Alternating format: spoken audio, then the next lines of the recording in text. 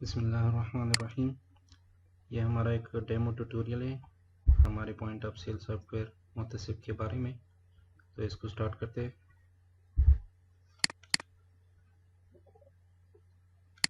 Login screen आएगा, हम अपना क्रेडेंशियल देंगे, इंटर करके लॉगिन हो जाएंगे। अब हम आ गए डैशबोर्ड पे। डैशबोर्ड पे जो पहला ऑप्शन हमें नज़र आता है वो सेटिंग का है। फिर उसके बाद categories, companies, customer, suppliers, product, daily expenses, purchase invoice और सेल इनवाइस। फिर लेजर में आ जाते हैं। लेजर में हमारे पास जो परचेज ड्यूज है वो उसकी पेमेंट की रिकॉर्ड यहाँ पर मौजूद है। फिर सप्लायर लेजर है हमारे पास। फिर सेल्स ड्यूज जो है उसकी रिकॉर्ड हमारे पास मौजूद है, और ये कस्टमर लेजर है। फिर रिपोर्ट पे आ जाते हैं तो ये हमारे पास इनकम रिपोर्ट है यहाँ पे, और ये टैक्स रिपोर्ट है। तो सबसे पहले हम आ जाते हैं सेटिंग्स पर। सेटिंग्स में ये जितने भी इंफॉर्मेशन है ये स्टोर के बारे में होती है। यहाँ पे नाम है इंग्लिश में, ये अरबिक नेम है। यहाँ पे नंबर्स हैं, फिर ये एड्रेस, और यहाँ पे फिर वेट नंबर जो टैक्स दरीबा नंबर होता है, और यहाँ पे टैक्स देंगे परसेंटेज में, दरीबा इन परसेंटेज। ठीक है, फिर उसको अपडेट करेंगे और ये जो सारा इंफॉर्मेशन है ये हमारा इनवाइस पे शो होगा। ये वेट नंबर और मोबाइल नंबर और ये दोनों नाम जो है, ये एड्रेस, ये सारा सब कुछ सिवाय इस नाम के ये हमारा इनवाइस पे शो होगा। और ये जो स्टोर को जो बंदा यूज़ कर रहा है वो यहाँ पर अपना नाम लिखेगा। फिर आ जाते हैं कैटेगरीज पे। तो यहाँ पर हमारे पास जितने भी मुख्तलिफ़ किस्म के कैटेगरीज हैं वो हम डिफाइन करेंगे। जैसे कि ABC हमारे पास एक कैटेगरी है, नाम लिख के हम एंटर करेंगे वो ऑटोमेटिक सेव हो जाएगा। फिर आ जाती है XYZ एक कैटेगरी है, इसी तरह ASDF एक कैटेगरी है, मुख्तलिफ़ किस्म की है। फिर इसको हम अपडेट भी कर सकते हैं बाद में, इस पर डबल क्लिक करके हम इसको अपडेट भी कर सकते हैं और यहाँ से डिलीट भी कर सकते हैं। फिर इसके बाद आ जाते हैं हम लोग कंपनीज पे। तो हमारे पास एक कंपनी के जितने भी प्रोडक्ट्स आते हैं फिर उसके बाद हम आ जाते हैं कंपनीज में। तो हमारे पास जितनी भी कंपनीज के प्रोडक्ट्स आते हैं उन कंपनीज को हम यहाँ पे डिफाइन करेंगे। जैसे कि QWE एक कंपनी है और RTY एक दूसरी कंपनी है, CVB एक तीसरी कंपनी है। इसी तरह जितनी भी कंपनीज होंगी उसको हम यहाँ पे डिफाइन करेंगे, और इसको भी हम उसी तरह अपडेट भी कर सकते हैं डबल क्लिक से और डिलीट भी कर सकते हैं। फिर आ जाते हैं कस्टमर्स पे। तो हमारे पास जितनी भी रेगुलर कस्टमर्स हैं उनको हम पहले से भी इधर उसको जो है डिफाइन कर सकते हैं। जैसे अली एक कस्टमर है। आइडेंटिटी नंबर ज़रूरी नहीं है, अगर है तो लिख दे, अगर नहीं है तो ज़रूरी नहीं है। कॉन्टैक्ट नंबर ज़रूरी है, एड्रेस भी ज़रूरी नहीं है। और अगर टोटल रिमेनिंग उसके ऊपर अभी अगर बकाया है तो वो यहाँ पे लिख सकते हैं, अगर नहीं है तो इसको ज़ीरो रहने दें। इसी तरह दूसरा भी कर देते हैं।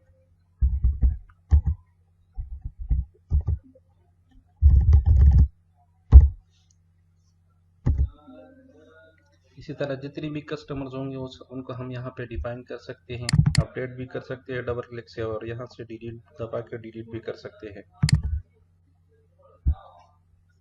फिर आ जाते हैं सप्लायर्स पर। तो हम जिन जिन सप्लायर से माल उठाते हैं वो उसको हम यहाँ पे डिफाइन करेंगे। जमील एक हो गया, उसकी ID नंबर अगर है तो सही है, नहीं है तो स्किप कर दे।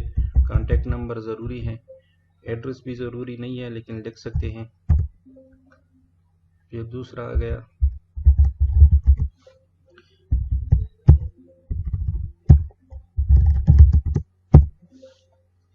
इसी तरह जितनी भी सप्लायर्स हैं उनको हम यहाँ पे डिफाइन करेंगे। डबल क्लिक से अपडेट हो सकता है, डिलीट से डिलीट भी हो सकता है। फिर आ जाते हैं प्रोडक्ट्स पे। अब हमारे पास स्टोर में जितनी भी प्रोडक्ट्स है उसको हम पहले डिफाइन करेंगे कौन सी कंपनी का है, पहली कंपनी सेलेक्ट करेंगे।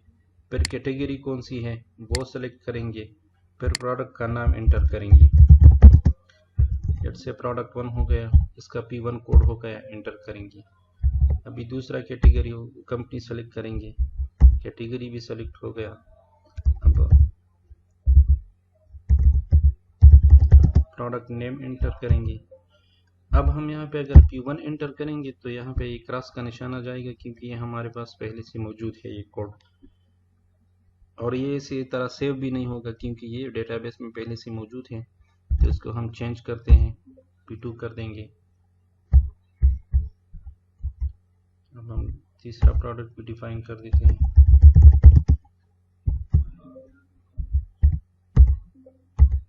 ये चीज पहले से मौजूद है इसलिए सेव नहीं हुआ। अब इसको डबल क्लिक से हम अपडेट भी कर सकते हैं और डिलीट के साथ डिलीट भी कर सकते हैं। फिर आ जाते हैं डेली एक्सपेंसेस पे। तो हमारे पास जितना भी खर्चा होता है रोज़ाना के हिसाब से स्टोर में, दुकान में, वो हम यहाँ पे डिटेल्स के साथ इंटर कर सकते हैं। जैसे कि अगर हमारे ब्रेकफास्ट पे जितना खर्च आ गया तो वो हम यहाँ पे इंटर करेंगे और डेट भी चेंज कर सकते हैं। फिर अगर हम एक महीने का जो है वो रिकॉर्ड निकालना चाहते हैं तो यहाँ पे आखिरी तारीख और यहाँ पे पहली तारीख फ्रॉम टू, और सर्च करेंगे तो हमारे पास पूरा रिकॉर्ड आ जाएगा कि एक महीने में हमने कितना खर्चा किया है।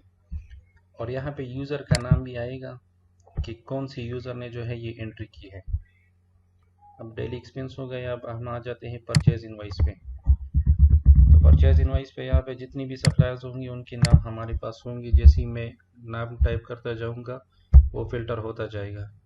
जान मैंने सेलेक्ट किया, अभी इनवाइस नंबर इंटर करते हैं, फिर प्रोडक्ट पे आ जाएगा। प्रोडक्ट जो है वो हम नेम से भी सर्च कर सकते हैं और कोड से भी सर्च कर सकते हैं। जैसे कि अभी हम नेम से करते हैं P1, क्वांटिटी कितनी है 20, परचेज प्राइस इसकी कितनी है, जैसे 15 है। तो जैसे हम 15 इंटर करेंगे तो ये हमें टैक्स के साथ इसकी प्राइस बताएगा कि ये टैक्स के साथ हमें कितने में पड़ रही है। अभी हम सेल प्राइस जो है वो इससे ज़्यादा देंगे। जैसे पे 18 में इंटर करूँगा तो ये रेड हो गया। अभी ये बता रहा है कि आपने जो कीमत इंटर की है सेल वाली, वो आपकी परचेज प्राइस के तकरीबन बराबर है। तो जैसे ही मैं 19 करूँगा तो ये सही हो जाएगा।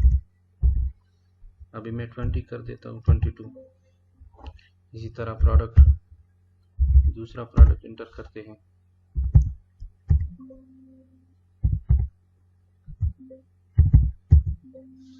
इसी तरह तीसरा भी इंटर कर देते हैं।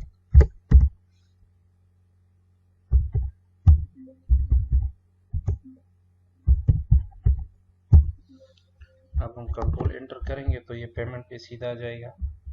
अभी हमारे पास टोटल बिल जो करंट आ रही है वो ये है टैक्स के साथ। इधर हमें शो होगा कि हमारा टोटल कितना बनता है, टैक्स उसके ऊपर कितना बनता है, फिर टैक्स के साथ टोटल कितना बनता है। अब जैसे हम पेमेंट एंटर करेंगे, लेट सपोज कि अगर मैं 2500 एंटर करता हूँ तो रिमेनिंग में हमारे पास रह जाएगा 87। सेव करते हैं इसको। अब आ जाते हैं सेल इनवाइस पे। सेल इनवाइस पे हमारे पास कस्टमर्स पहले से मौजूद होंगे। यहाँ पे हम किसी को भी सेलेक्ट करते हैं। इनवाइस नंबर इसमें हमें नहीं देना होगा क्योंकि ये ऑटोमेटिक आ जाएगा। फिर आ जाते हैं प्रोडक्ट पे। प्रोडक्ट 1 मैंने इंटर किया, क्वांटिटी हमारे पास आ गई, सेल प्राइस भी आ गई, परचेज प्राइस यहाँ पे शो हो रही है हमें कि कितने में हमने ख़रीदा था, ये टैक्स के बगैर है। अब यहाँ पे मैं एंटर कर देता हूँ क्वांटिटी। यहाँ पे फिर भी मैं सेल प्राइस जो है वो चेंज कर सकता हूँ, 20 भी लिख सकता हूँ, 22, जो भी हो मैं ऊपर नीचे कर सकता हूँ। फिर आ गया दूसरा प्रोडक्ट ऐड करते हैं। अब कंट्रोल एंटर आज प्रेस करेंगे तो ये पेमेंट पे आ गया। अभी मैं पूरा पेमेंट लिख देता हूँ, फिर एंटर करके ये सेव हो गया। अब इसकी प्रिंट जो है वो ऑटोमेटिकली आ जाएगी, क्योंकि प्रिंटर कनेक्ट नहीं है इसलिए मुझे सेव का ऑप्शन देता है। मैं कैंसिल कर देता हूँ। अभी हम इसको चेक करते हैं। यहाँ पे हमारा जो ये वाला नाम है ये बार कोड से अटैच हो जाएगा। ये जो वेट नंबर है ये बार कोड से अटैच हो गया, और ये वाला टोटल जो है ये अटैच हो गया। और ये टेक्स्ट जो है ये अटैच हो गया। अभी हम मोबाइल स्क्रीन पे जाते हैं और वहाँ से इसको स्कैन करते हैं।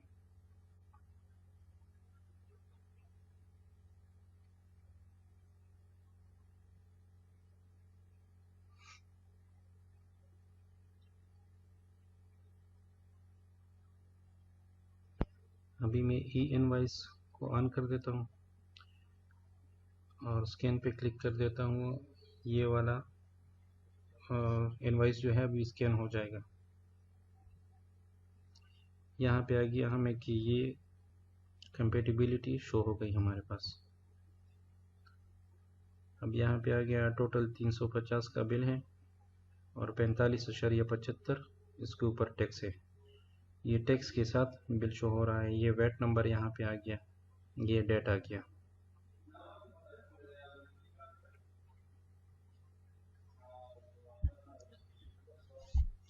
अभी हम इसको कैंसिल कर देते हैं। अभी ये जो नीचे वाला बार हमें नज़र आ रहा है, यहाँ पे हमें जो स्टोर की या शॉप की जो करंट सिचुएशन है वो शो होगी। लेट्स से कि हमारे पास टोटल स्टॉक कितना है, फिर हमारे पास जो है कस्टमर की रिमेनिंग्स कितनी है टोटल, और सप्लायर्स की रिमेनिंग कितनी है, और फिर उसका रिजल्ट हमें बताएगा कि जो हमारा शॉप है वो नुकसान में जा रहा है या नफ़े में जा रहा है। ये हमें यहाँ पे शो होगा। अब इसके बाद हम आ जाते हैं परचेज ड्यूज और सप्लायर लेजर पर। परचेज ड्यूज पे हम क्लिक करेंगे और हम सप्लायर को सेलेक्ट करेंगे, तो यहाँ पे हमें जितना भी बकाया होगा उसी सप्लायर का वो हमें शो होगा। इसका ऊपर नहीं है, ये दूसरा हमने सेलेक्ट किया तो ये 86 हमारे ऊपर बकाया है। अभी मैं डिटेल यहाँ पे एंटर करूँगा कि किस तरीके से मैंने पेमेंट की है। एंटर करके मैं क्रेडिट पे आ जाऊँगा और क्रेडिट पे मैं लेट्स से कि मैंने 50 रियाल जो है उसको पे किया है। एंटर करके सेव करूँगा, तभी 37 उसका बकाया बचता है। अभी मैं आ जाता हूँ लेजर पर। लेजर पर उसी कस्टमर सप्लायर को जो है सेलेक्ट करता हूँ, तो यहाँ पे शो हो जाएगा मुझे कि सबसे पहले मैंने इनवाइस ली थी इनसे जिसका नंबर 1 है। उसमें जो प्रोडक्ट है उसकी डिटेल यहाँ पर मौजूद होगी। ये आप चेक कर सकते हैं कि कौन कौन सी प्रोडक्ट थी। फिर यहाँ पे जो है टोटल होगा, टोटल शो होगा। फिर जितना हमने पेमेंट किया था वो शो होगा। अभी 87 इसका रिमेनिंग था, 87 हो गया। फिर हमने जो है इसको पेमेंट की थी 50 की, तो -50 इससे हो गया। अभी ये बकाया बचता है इनका 37। इसी तरह हम कस्टमर को भी कर सकते हैं। जैसे कि हम कस्टमर पे आ जाते हैं, इसने एक ही बिल लिया है लेकिन वो सारा पेमेंट है तो इसलिए उसके ऊपर कुछ पेमेंट नहीं बचता। लेकिन फिर भी अगर ये हमसे कर्ज लेता है हम उसको नकदी कुछ दे देते हैं। लेट्स से कि इसको देते हैं, इसके ऊपर 0 है, फिर मैंने डिटेल एंटर किया। लेकिन अभी अगर हम इसको नकदी कुछ देते हैं, करेंसी में नकद कुछ रकम देते हैं, तो वो हम फिर क्रेडिट मनी डेबिट में एंटर करेंगे। जिससे कि हमने इसको 1000 दिया है, तो अभी जैसे हम कस्टमर पे आ जाएंगे लेजर पे, तो अभी इसके ऊपर जो टोटल रिमेनिंग है वो 1000 है। ये फिर इधर शो होगा हमें भी, और यहाँ पर कस्टमर में भी हमको ये शो होगा कि इसके ऊपर कितना है, टोटल रिमेनिंग 1000 है।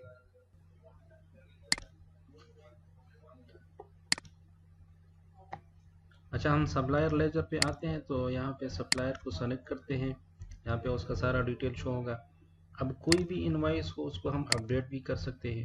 अपडेट पे क्लिक करके हम उसको अपडेट कर सकते हैं। जैसे कि इस इनवाइस में हमारी जो पास जो डिटेल्स हैं वो ये हैं। अब अगर हम किसी और प्रोडक्ट को ऐड करना चाहते हैं या इसमें से किसी को डिलीट करना चाहते हैं, लेट्स से कि हम प्रोडक्ट 3 को जो है उसको डिलीट करना चाहते हैं, तो डिलीट पे क्लिक करेंगे, डिलीट हो गया। और अभी हम इसको दोबारा से जो है कोई और प्रोडक्ट 1 को ऐड करना चाहते हैं जिसकी क्वांटिटी अभी 20 है। अब हम मज़ीद इसमें से 2 को ऐड करना चाहते हैं, तो अब ये 22 हो गया। और यहाँ पर जो हमने पेमेंट की थी पहले, जो टोटल हमारे पास बन रहा था वो ज़्यादा था। यहाँ पे 1200 है और हमने पेमेंट की है 25 की, तो अभी हमारे पास ये माइनस में शो हो रहा है। हम इसको पेमेंट को भी अपडेट कर देते हैं। और सेव पे क्लिक कर देते हैं। तो ये सेव हो गया। अभी हम यहाँ पे जो है हमारे पास पहली रिमेनिंग में थी 87। अभी हम इसको दोबारा चेक करते हैं। अभी यहाँ पे -50 शो हो रहा है क्योंकि हमने सप्लायर को जो है नकदी पेमेंट किया था 50 रियाल की, तो वो यहाँ पे माइनस में भी शो हो रहा है। अब अगर हम चाहें तो इसको भी डिलीट कर सकते हैं परचेज पेमेंट में जाके।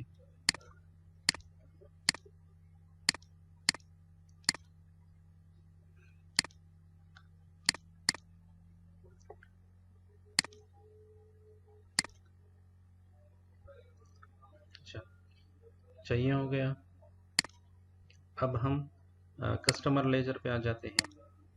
कस्टमर को सेलेक्ट करते हैं। अब ये वाला इनवाइस है, अगर हम इसको अपडेट करना चाहें, अभी इसमें मौजूदा हमारे पास प्रोडक्ट 1 और प्रोडक्ट 2 है, हम प्रोडक्ट 3 को भी ऐड करना चाहें, क्वांटिटी इंटर करेंगे, ये ऐड हो गया कि अभी टोटल बिल हमारे पास ये बनता है और हमने पेमेंट इतनी की है। जैसे कि हम इतना ही रहने देते हैं, सेव पे क्लिक कर देते हैं।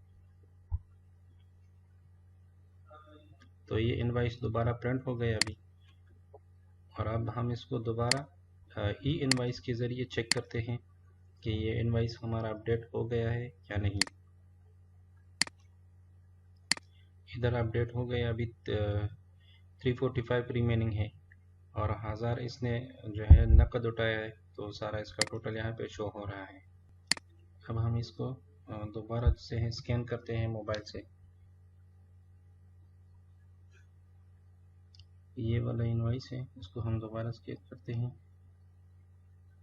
और ये अभी हमारे पास टोटल आ गया 695 टोटल है, 90 जो है वो टैक्स है इसके ऊपर। फिर आ जाते हैं रिपोर्ट पे। यहाँ पे इनकम रिपोर्ट हमें शो होगा। हम डेट इंटर करेंगे फ्रॉम और फिर लास्ट डेट, जो भी हो, 1 साल का हो, 2 साल का हो, 10 साल का हो, जितना भी हो हम यहाँ पे सेट कर सकते हैं। सर्च पे क्लिक करेंगे तो हमारे पास आ जाएगा नेट प्रॉफिट जो है वो 65 है। अभी अगर हम एक इनवाइस की प्रॉफिट जो है वो चेक करना चाहें तो यहाँ पे इनवाइस नंबर एंटर करेंगे, सर्च पे क्लिक करेंगे तो ये आ गया। हमने जो प्रॉफिट किया था एक इनवाइस में वो यहाँ पे शो हो गया और यहाँ पे जो है 65 है। तो पहले हमने जो एक्सपेंसेस में एंट्री की थी वो यहाँ से माइनस हो गई तो 65 रह गया। अभी अगर हम एक कस्टमर की बात करते हैं तो जैसे कि हम एक इस कस्टमर को सेलेक्ट करते हैं, तो अब तक जो इस कस्टमर्स के साथ हमारी डीलिंग हुई है उसमें हमने 80 रुपीज़ या 80 रियाल का जो है प्रॉफिट किया है। तो जितनी यहाँ पे इनवाइस होंगे वो सारे यहाँ पे आ जाएंगे और उसका टोटल प्रॉफिट यहाँ पे शो होगा। फिर आ जाते हैं टैक्स रिपोर्ट पे।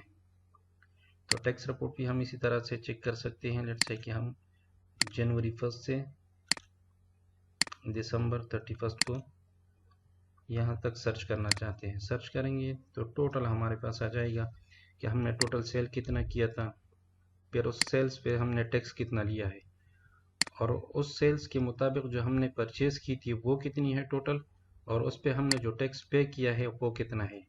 तो हमारे पास जो पेएबल टैक्स है वो यहाँ पे शो हो जाएगा।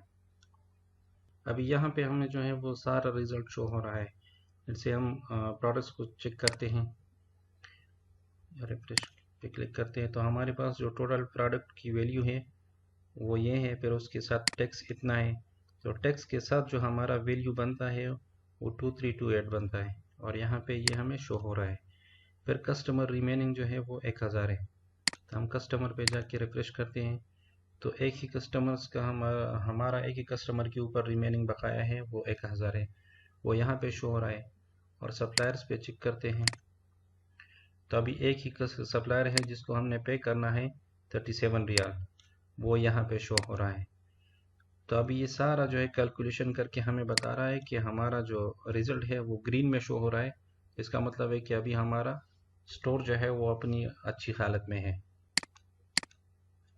और अब तक के लिए इतना ही। अल्लाह हाफिज़।